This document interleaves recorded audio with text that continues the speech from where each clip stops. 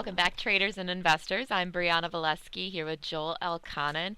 We have Scott Arnell on the line. He's the founding partner of Geneva Capital. Geneva Capital is an advisory firm based in Geneva, Switzerland, specializing in alternative investments, including advising investors on socially responsible investment opportunities with a high concentration in private equity in emerging and frontier markets. Scott, how are you doing today? Very well, thank you. So, to get things started, can you tell us a little bit about what is socially responsible investing? Yeah, certainly. At the high level, responsible investing, which it's often referred to these days, is an approach to investing whereby the investment process incorporates extra financial criteria in the investment decision-making process.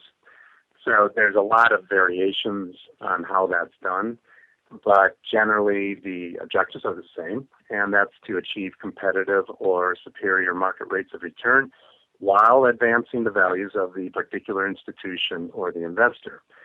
Now, the assets under management in responsible investing type strategies has been growing at double-digit rates annually across all the main categories in Europe.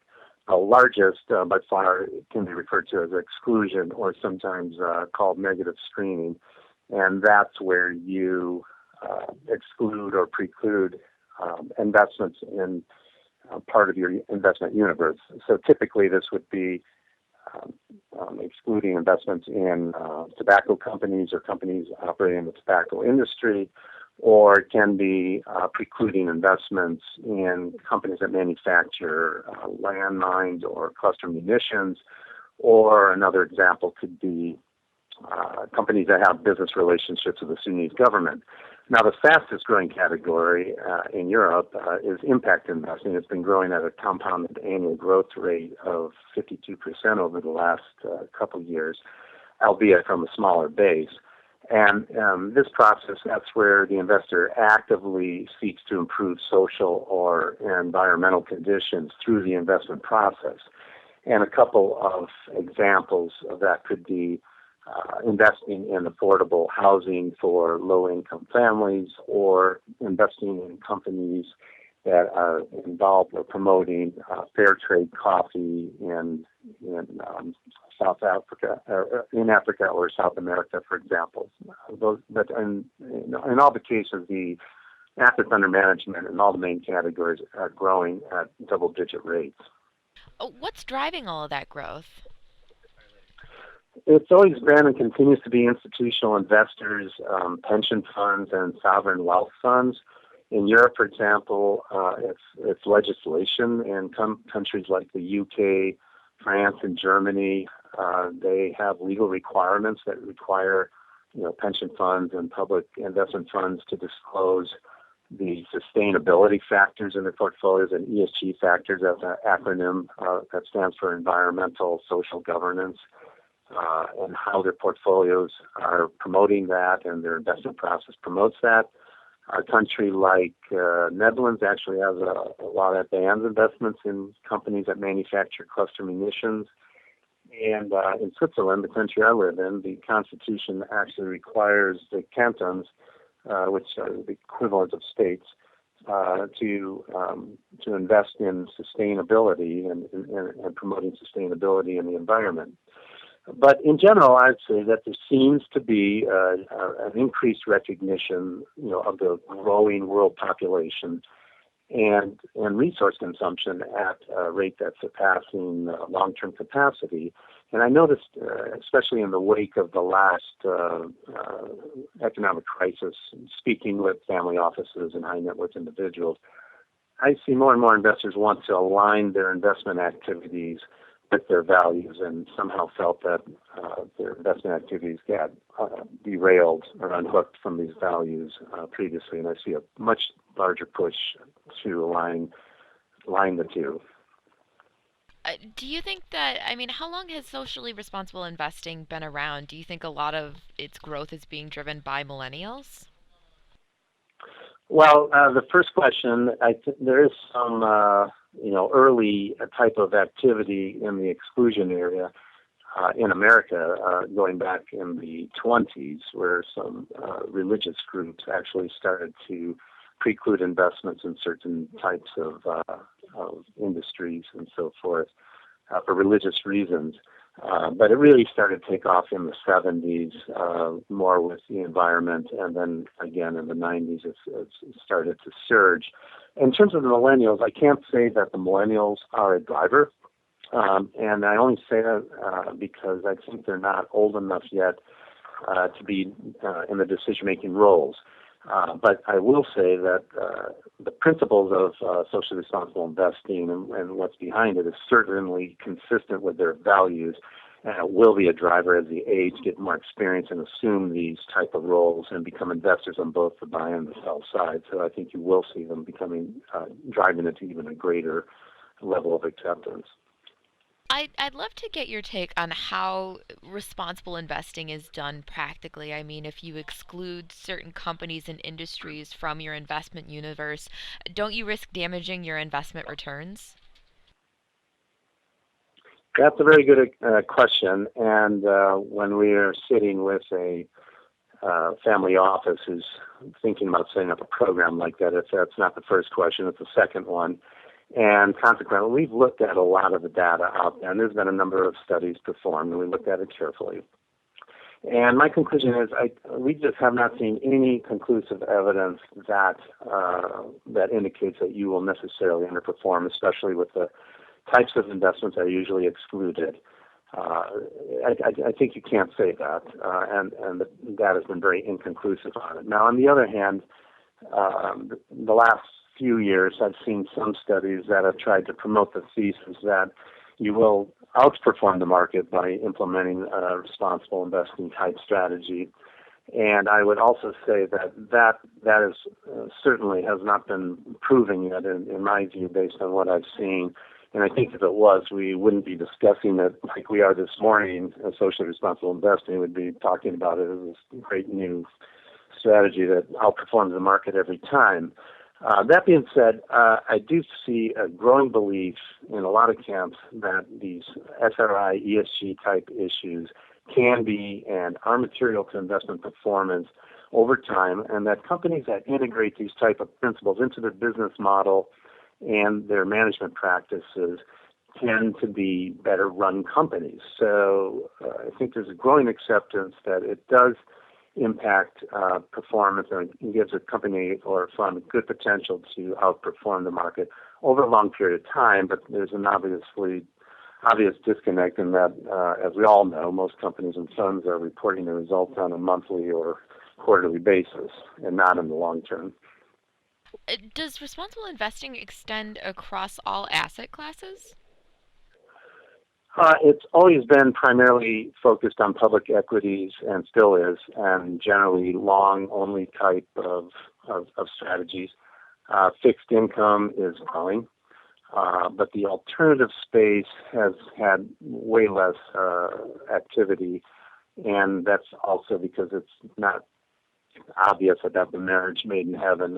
Hedge funds, typically lack transparency. They have relatively opaque processes, short-term investment horizons. That being said, there has been a lot of new product that's been developed in the alternative space over the last couple years. And alternative managers have definitely taken note of the strong investor interest in responsible investing. So I know for a fact that there's a lot of innovation going on right now, and there's going to be a lot more product coming out to the marketplace in the near future. So I think that that's changing. Are there any indications that the socially responsible investing's growth might wane, or do you think that it's here to stay? I think it's poised for growth. I can speak better from Europe, which is where I live, but I think the dynamic is similar in America.